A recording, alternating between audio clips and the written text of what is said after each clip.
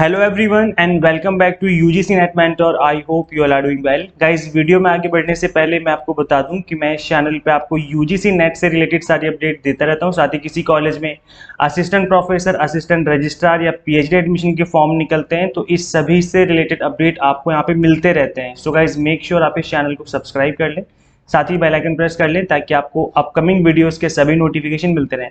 Guys, आज के इस वीडियो में हम कवर करेंगे जो कि बनारस हिंदू यूनिवर्सिटी की तरफ से आया है नोटिफिकेशन फॉर पीएचडी एडमिशन। 2022 का सेशन रहने वाला है। अभी कुछ महीने पहले की बात है, आई थिंक 2 या 3 महीने पहले की बात है।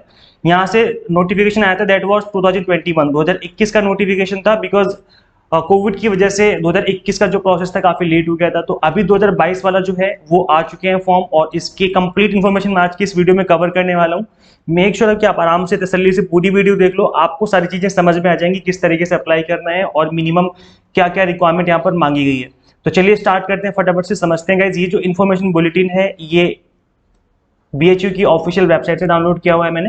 यहाँ पर ये पीएचडी में एडमिशन चल रहा है, इंटीग्रेटेड एमफिल एंड पीएचडी में है, एंड इसके अलावा पीएचडी और सॉरी एमफिल प्रोग्राम है। तो 3 प्रोग्राम एक साथ यहाँ पर एक सिंगल इन्फॉर्मेशन बुलेटिन में बताया हुआ है। मैं आपको यही प्रेफर करूंगा कि आप पीएचडी ही करें, बिकॉज यहाँ पर एमफिल की अब कोई वैल्यू नहीं रहेगी आने वाले टाइम में, बिकॉज इसको डिसकंटिन्यू कर दिया गया है एनईपी 2020 के अकॉर्डिंग, जो नेशनल एजुकेशन पॉलिसी आई थी 2020 वाली। तो अभी तो ये कंटिन्यू कर रहे हैं, बट आई थिंक शायद नेक्स्ट ईयर से ये बंद हो जाएगा। तो आप लोग थोड़ा ध्यान दें कि पीएचडी पे ही फोकस करें। क्या फायदा इन चीजों को करने का जब बाद में पीएचडी ही कंपलसरी कर दी जाएगी तो यूनिवर्सिटी लेवल पर। तो ऐसे में पीएचडी की तरफ ही आप फोकस करें। गाइज, यहाँ पर जो एडमिशन होगा वो 2 तरीके से हो रहा है। एक हो रहा है आपका एंट्रेंस टेस्ट के थ्रू, आपका एंट्रेंस टेस्ट लिया जाएगा। इसमें अगर आपने नेट जेआरएफ नहीं क्वालिफाई कर रखा है तो आप एंट्रेंस टेस्ट दे करके डायरेक्ट एडमिशन ले सकते हो। और एक है डायरेक्ट एडमिशन, जो कि जिन स्टूडेंट्स ने नेट जेआरएफ क्वालिफाई कर रखा है उनका जो है यहाँ पर without entrance exam only interview के बेस पर एडमिशन हो जाएगा। तो अब आपको पता चल जाएगा यहाँ पर इस नोटिफिकेशन को पढ़ने के बाद कि नेट जेआरएफ कितना इंपॉर्टेंट है, क्योंकि यहाँ पर भी आपको एडवांटेज मिलता है नेट जेआरएफ का।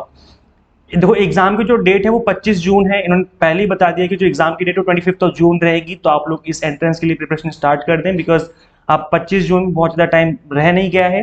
तो आप अगर देना चाहते हो तो फटाफट से इसकी प्रिपरेशन स्टार्ट कर लीजिए आप लोग। और चलिए आगे बढ़ते हैं, और मैं आपको बताता हूँ यहाँ पर कि किस किस डिसिप्लिन में कौन कौन से सब्जेक्ट में वैकेंसी आई है यहाँ पर, आई मीन एडमिशन चालू है यहाँ पर। तो आप देख सकते हैं यहाँ पर गाइस, आप ना एक बार इस पीडीएफ को खुद से भी गो थ्रू कर लेना। इसका लिंक मैं दे दूंगा इस वीडियो के डिस्क्रिप्शन बॉक्स में, बिकॉज इसमें इतने सारे सब्जेक्ट हैं कि मैं सबको यहाँ पर एक सिंगल वीडियो में कवर नहीं कर पाऊंगा। तो आप एक बार खुद से गो थ्रू कर लेना अगर आप यहाँ पर अप्लाई करना चाहते हो, बिकॉज सब्जेक्ट बहुत सारे हैं। मैं सारे सब्जेक्ट कवर करने बैठूंगा तो यहाँ पर बहुत टाइम लग जाएगा। ठीक है, तो मैं आपको इंपॉर्टेंट चीजें बता देता हूँ। जैसे यहाँ पर आपको बता देता हूँ, मिनिमम एलिजिबिलिटी जो रहेगी फॉर जो आपकी मिनिमम परसेंटेज रिक्वायर्ड रहेगा वो रहेगा 50%।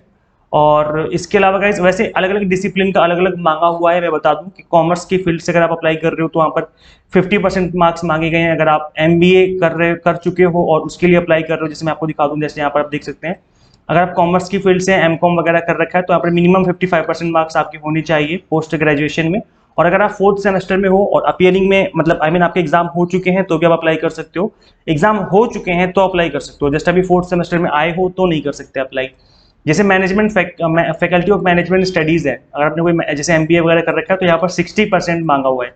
तो इसलिए मैं बोल रहा हूँ कि लॉ के लिए 55% मांगा हुआ है ना, फैकल्टी ऑफ एजुकेशन की 55 मांगा हुआ है। वैसे जनरली सभी के लिए 55 ही है, लेकिन 1-2 सब्जेक्ट का ऊपर नीचे है। तो आप एक बार खुद से गो थ्रू कर लेना इस पीडीएफ को, ताकि आपको आपके सब्जेक्ट का एग्जैक्ट पता चल जाए कि कितने परसेंटेज मांगा है। वैसे मैं बता दूं कि 55 ही ऑलमोस्ट सभी का मांगा है, 1-2 को छोड़ करके।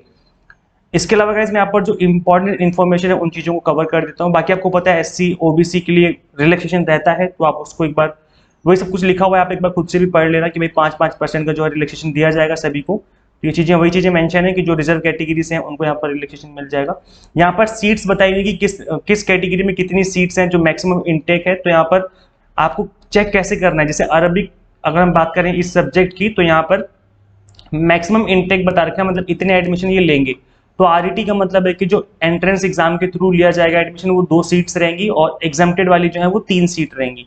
जैसे यहाँ पर हम बात करें लिंग्विस्टिक की, हम बात करें संस्कृत की, तो यहाँ पर एंट्रेंस के थ्रू एक भी सीट अवेलेबल नहीं है। तो ये बच्चे जो है एंट्रेंस का फॉर्म नहीं फिल कर सकते।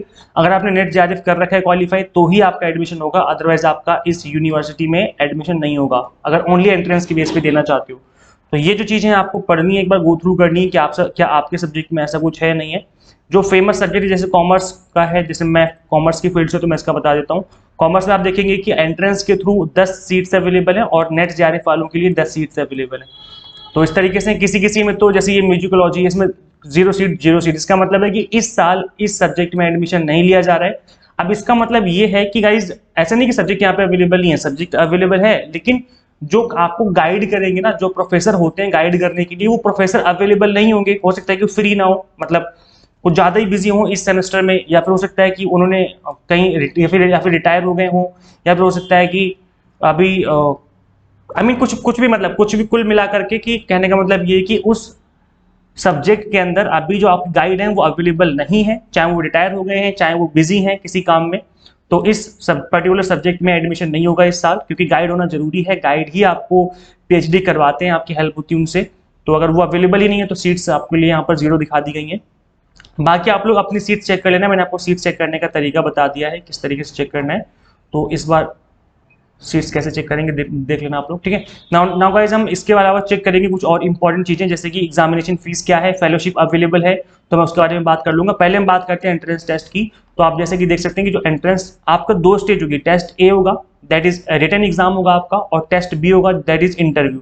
तो 2 आपके स्टेजेस रहने वाली हैं। टेस्ट ए में जो है आपका रिसर्च मेथोडोलॉजी रहेगा, और टेस्ट बी जो है आपका, इसमें आपका सब्जेक्ट नॉलेज के क्वेश्चन भी पूछे जाएंगे। तो देखो यहाँ पर इन्होंने स्पेसिफिकली बता दिया कि टेस्ट ए जो है, इसमें आपकी मास्टर लेवल के क्वेश्चन बनेंगे, जैसे पोस्ट ग्रेजुएशन, जैसे आपने एमकॉम कर रखी है तो एमकॉम से रिलेटेड क्वेश्चन पूछे जाएंगे एमसीक्यूज फॉर्मेट में। इनकी वेटेज रहेगी 60% की, यहाँ पे लिख के दिखाया हुआ था, मैं बता देता हूँ, हाँ ये रहा। तो गाइज 40% की जो वेटेज है वो रिसर्च मैथोलॉजी के रहने वाली है। टॉपिक्स आपके बता रखे हैं, और प्रॉब्लम और research design, qualitative quantitative research. तो मैं आपको बता दूं कि रिसर्च के completely exam targeted based notes मेरे पास अवेलेबल है। इसमें थियोरी है रिसर्च मैथोलॉजी की विद एग्जाम्पल, मैंने चीज़ों को एक्सप्लेन कर रखा है, plus 200 most important MCQs for practice purpose. In notes को आप अवेल कर सकते हो इस नंबर पे 8802919803। इस नंबर पे आप मुझे व्हाट्सएप पे मैसेज करना, लिख देना पीएचडी रिसर्च मैथोलॉजी नोट्स करके। इंग्लिश मीडियम हिंदी मीडियम दोनों में ही अवेलेबल है। तो आपको अगर आपको इंग्लिश में चाहिए तो रिसर्च मैथोलॉजी इंग्लिश लिख देना, अगर आपको चाहिए हिंदी में तो रिसर्च मैथोलॉजी हिंदी लिख देना। मैं आपको कंप्लीट डिटेल और साथ ही डेमो नोट्स भी शेयर कर दूंगा। गाइज मैं आपको बता दूं कि जो नोट्स मैंने प्रिपेयर करे हैं वो कंप्लीटली एग्जाम टारगेटेड है। मैं आपको इस बात को लेकर के मैं बोल रहा हूँ क्योंकि यहाँ पर अभी इग्नू के एग्जाम हुए थे, इग्नू में जो अभी एंट्रेंस एग्जाम कंडक्ट हुए थे पीएचडी के, डायरेक्ट क्वेश्चन मेरे नोट से देखने को मिले हैं। तो कंप्लीटली क्वालिटी बेस्ड कंटेंट है, इधर उधर की चीजें नहीं है, completely according to question asking pattern ही यहाँ पर चीजों को कवर किया गया है। तो अगर आप इन नोट्स को कवर करेंगे तो गाइज 40% जो है वेटेज आप अच्छे से इसमें स्कोर कर लेंगे, ये मेरी guarantee, because completely question asking pattern he notes को बनाया गया है। 60% जो है आपको मास्टर लेवल की जो सब्जेक्ट उनको पढ़ना पड़ेगा, इनको रिवाइज कर लो बैठ करके, और एमसीक्यूज फॉर्मेट में पेपर आएगा। 100 क्वेश्चन रहेंगे, मतलब 40 क्वेश्चन जो है आपके पूछे जाएंगे रिसर्च मैथोलॉजी, एंड 60 क्वेश्चन रहेंगे आपके सब्जेक्ट स्पेसिफिक। 300 मार्क्स का पेपर रहेगा आपका, और 120 मिनट का टाइम दिया जाएगा। 3 मार्क्स मिलेंगे सही क्वेश्चन करने की, 1 नंबर कटेगा आपका गलत रॉन्ग करने का भी, 1 नंबर आपका काटा जाएगा। तो याद रखें कि जो क्वेश्चन आपको आएगा वही अटेम्प्ट करना है, तुक्का नहीं लगाना। गाइज इसके अलावा यहाँ पे आप देख सकते हैं कि मिनिमम टेस्ट ए में आपको मिनिमम 35% स्कोर करना ही पड़ेगा। अगर इससे कम स्कोर करोगे तो आप डिस्क्वालीफाई हो जाओगे, आपका नाम नहीं आएगा। तो इसलिए मैं बोल रहा हूँ कि अच्छे से पढ़ लो, रिसर्च मैथोलॉजी के नोट्स अवेल कर लो, एंड अपने पोस्ट ग्रेजुएशन के सब्जेक्ट को अच्छे से रिवाइज कर लो, ताकि आप इतना तो एटलीस्ट स्कोर कर लें कि आप अपने इंटरव्यू के लिए आप अपना वेट करें कि मेरा इंटरव्यू लिया जाएगा। टेस्ट बी जो है वो इंटरव्यू होगा। तो गाइज टेस्ट बी इंटरव्यू जो होगा वो आपका कैंपस में जाके होगा, कैंपस में जाके देना होगा। और जिनका एग्जाम्प्टेड है, जैसे जिन्होंने नेट जेआरएफ कर रखा है, उनको भी टेस्ट बी देना होगा। So that test B is common for all, सभी को देना है। एंड गाइज इसके अलावा दोनों को मिला करके, टेस्ट ए और टेस्ट बी दोनों को मिला करके आपको मिनिमम 215 मार्क्स लाने पड़ेंगे। The minimum qualifying marks for RET, जो आपका रिटन एग्जाम होगा उसमें आपको 215 मार्क्स लाने ही पड़ेंगे, तब जाके आपका जो है हो जाएगा सिलेक्शन। और आरईटी जो है एग्जाम्प्टेड कैटेगरीज हैं उनको 65 मार्क्स लाने पड़ेंगे for taking admission in PhD. तो ये आप चीज याद रखें कि मिनिमम जो है आपको इतना स्कोर करना ही पड़ेगा। बाकी जो चीजें यहाँ पर एमफिल और बाकी चीजों के लिए गिवन है, तो मैं आपको एमफिल के लिए इतना नहीं बताऊंगा, क्योंकि मैं आपको खुद डिस्करेज करूंगा आप एमफिल ना करें। बट अगर आप एमफिल करना चाहते हो तो खुद से एक बार गो थ्रू कर लेना आप इस चीज को। गाइस यहाँ पर जो एडमिशन की फीस रहने वाली है वो है आपकी 400 रुपये SC/ST की, और अदर्स की जो है वो 800 रुपये है फॉर जनरल कैटेगरी। तो आप इस फीस को पे करके आप फर्दर रजिस्ट्रेशन करवा सकते हो। रजिस्ट्रेशन ऑनलाइन ही होगा, मैं आपको भी अभी वेबसाइट दिखा दूंगा किस तरीके से होगा। जो एंट्रेंस टेस्ट होगा ना वो ऑलमोस्ट हर सिटी में, ऑलमोस्ट हर स्टेट में आप देखेंगे यहाँ पर अंडमान निकोबार, अरुणाचल प्रदेश, असम, बिहार, तो यहाँ पर कंप्लीट लिस्ट दे रखी है कि भाई किस किस स्टेट में एग्जाम कंडक्ट किया जाएगा। तो आप देखेंगे चंडीगढ़, छत्तीसगढ़, न्यू दिल्ली, गोवा, गुजरात, हरियाणा, हिमाचल प्रदेश, और इसके अलावा आप देखेंगे यहाँ पर जम्मू कश्मीर, झारखंड, कर्नाटका, केरला, लक्षद्वीप, मध्य प्रदेश, महाराष्ट्र, मेघालय, मिजोरम, नागालैंड, उड़ीसा, पंजाब, राजस्थान, सिक्किम, तमिलनाडु, मतलब ऑलमोस्ट हर स्टेट में एग्जाम होगा। तो आप इसकी टेंशन बिल्कुल ना लें, आप फॉर्म फिल करके अपने खुद के स्टेट में एग्जाम आप दे पाएंगे, कोई दिक्कत वाली बात नहीं है। अच्छा, फॉर्म अप्लाई करने की जो डेट है वो 10 मई से फॉर्म स्टार्ट हुए, 31 मई तक फॉर्म चलेंगे। मैं वीडियो बना रहा हूँ 14 मई को, मतलब आपके पास अभी 16 डेज का टाइम है ऑलमोस्ट। तो आप अभी फटाफट से अप्लाई कर दो, लास्ट डेट का वेट मत करना, नहीं तो फिर बाद में प्रॉब्लम हो जाती है। एग्जाम जो है उसकी डेट ऑलरेडी आ चुकी है, 25 जून को एग्जाम कंडक्ट किया जाएगा। तो आप इस चीज को याद रखें, आपके पास बहुत ज्यादा टाइम नहीं बचा है, पढ़ना स्टार्ट कर लो अगर आप इस एग्जाम को क्वालिफाई करना चाहते हो। और यहाँ पर जो टेस्ट ए, जो रिटर्न एग्जाम 25 तारीख को होने वाला है, और जो टेस्ट बी है वो आपको बता दिया जाएगा जुलाई के फर्स्ट वीक में। बोला जा रहा है कि आपका इंटरव्यू लिया जाएगा, जो कि आपको बता दिया जाएगा, लिस्ट आ जाएगी यहाँ पर उन स्टूडेंट्स की, कैंडिडेट्स की जिनको बुलाया जाएगा कि आप लोग इंटरव्यू के लिए आ जाओ। तो यूनिवर्सिटी आपको जाना पड़ेगा। इसके अलावा गाइज मैं आपको बता दूं कि जो इसमें इंपॉर्टेंट चीज है दैट इज फेलोशिप। मैंने बाकी चीजों को कवर कर दिया, मैं आपको डायरेक्ट फेलोशिप पे लेके चलता हूं। यहाँ पे आप देख सकते हैं कि फेलोशिप जो है all eligible internal full time research scholar. अब जो बच्चे फुल टाइम के लिए अप्लाई करेंगे ना, क्योंकि बीएचयू पार्ट टाइम भी करवाता है, अगर आप पार्ट टाइम करना चाहते हैं तो उसके लिए भी देख लेना, बीएचयू पार्ट टाइम भी ऑफर करता है। लेकिन जो students full time research scholars होंगे उन सभी को, जो कि जिनको कहीं और से फाइनेंशियल असिस्टेंस नहीं मिल रही है, जैसे अगर आपके पास जेआरएफ है तो जेआरएफ तो आपको गवर्नमेंट खुद देती है जेआरएफ, तो इसमें फेलोशिप आपको खुद मिलती है, तो आपको तो फेलोशिप मिल रही है। तो आप जो जिन बच्चों ने जेआरएफ करके रखा हुआ है उनको फेलोशिप नहीं देगा बीएचयू। लेकिन बाकी जो ऐसे कैंडिडेट है जिनको कहीं से भी फाइनेंशियल असिस्टेंस नहीं मिल रही है तो इनको बीएचयू खुद देगा, ऐसा उन्होंने बोल रखा है। तो इसमें 3 साल आपका लिखा हुआ है कि maximum 3 year plus 1 year extend किया जा सकता है, मतलब 3 साल तो आपको मिलेगा ही मिलेगा स्कॉलरशिप, प्लस 1 साल और एक्सटेंड करके 4 साल तक हो सकता है आपको स्कॉलरशिप मिलती रहे। तो जो स्कॉलरशिप का अमाउंट है फेलोशिप का काफी अच्छा अमाउंट रहता है। तो आप यहाँ पे फटाफट से अप्लाई कर दीजिए, because everything is nice for this university. आपको पता है कि बीएचयू काफी वैल्यूएबल यूनिवर्सिटी है, सेंट्रल यूनिवर्सिटी इंडिया की। गाइस यहाँ पे आप आएंगे, इस वेबसाइट पे विजिट करेंगे तो यहाँ पे आपको दिख जाएगा RET इन्फॉर्मेशन बुलेटिन 2022, इस वाले बॉक्स की बात कर रहा हूँ मैं। इस बॉक्स में आपको दिख जाएगा यहाँ पर ये वाला क्लिक हियर टू अप्लाई। तो जैसे ही आप RET 2022 पे क्लिक करेंगे अप्लाई करने के लिए, तो जैसे मैं इस पे अप्लाई करने के लिए क्लिक करता हूँ यहाँ पे आ जाएगा।